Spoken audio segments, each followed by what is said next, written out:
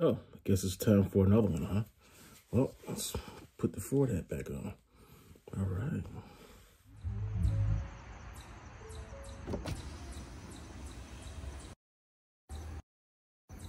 Hello there. So, get this here. I happen to have the opportunity to rent another Ford Fusion. Now, this is really weird. This Ford Fusion right here is not the same one as I had last time. This one is totally different. This Ford Fusion, it's a titanium.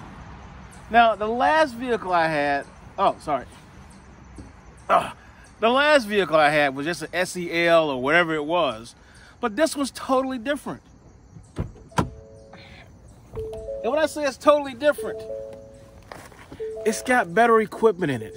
Now, I'm curious as to what's inside the hood of this particular vehicle. And the reason I'm curious is because I just got back from Lake Placid. This is the vehicle I had. And believe it or not, turn this off real quick. This vehicle handled really, really, really well. Let me adjust it real quick so you can really see all of my big head over here. This vehicle did a lot better than the previous vehicle. When I say it did a lot better, the SEL, it sounded like it was trying hard. It sounded like it was not a lot of power. This vehicle here, which is a titanium, actually, I was happy about.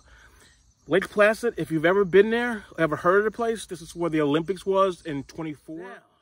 We did the Olympics there twice. And the reason we did that was because there's a lot of mountains there.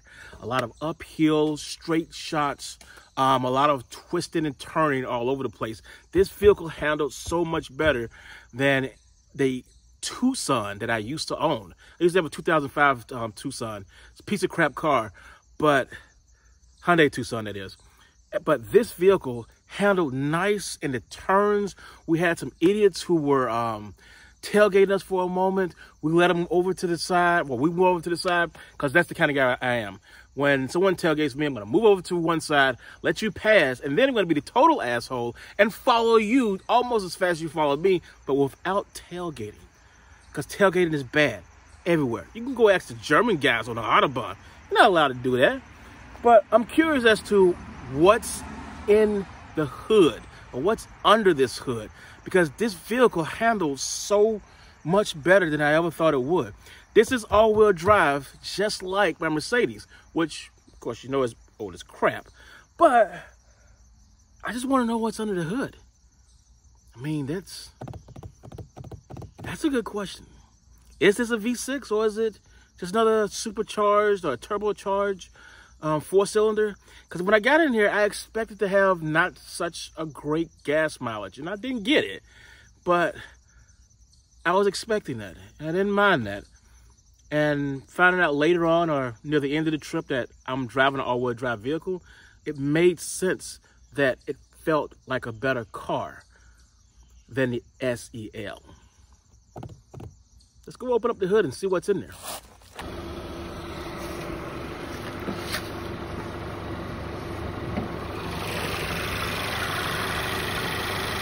Well, this is different. 1, 2, 3, 4. This is a four-cylinder car, but it feels better.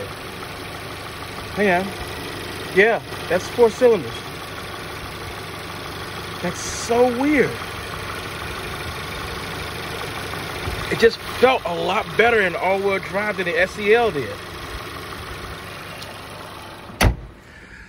Okay, as I'm walking back to the vehicle, I actually had this one simple thought about this freaking vehicle.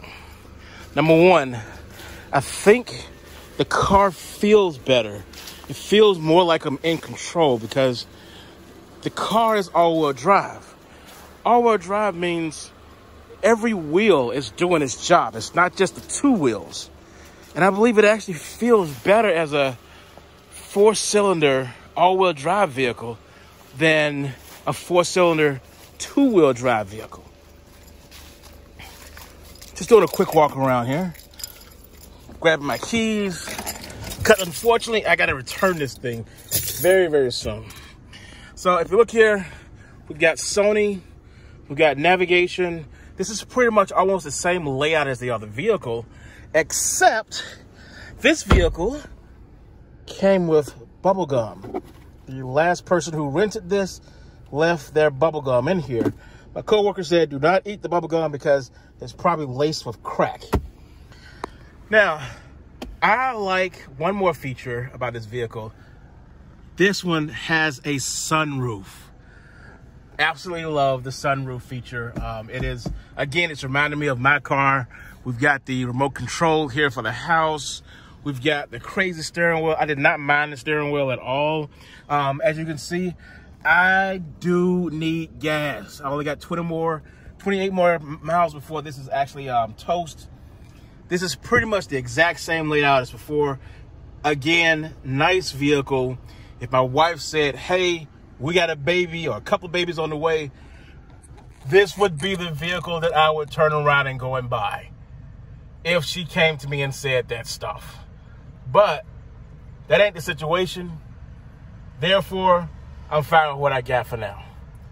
That's the end of this video. I hope you guys liked it. Oh, yeah, I got a beard on the way. All right, later. Okay, so one more thing. One more last thing. This is very confusing to have. I guess this is a park button here.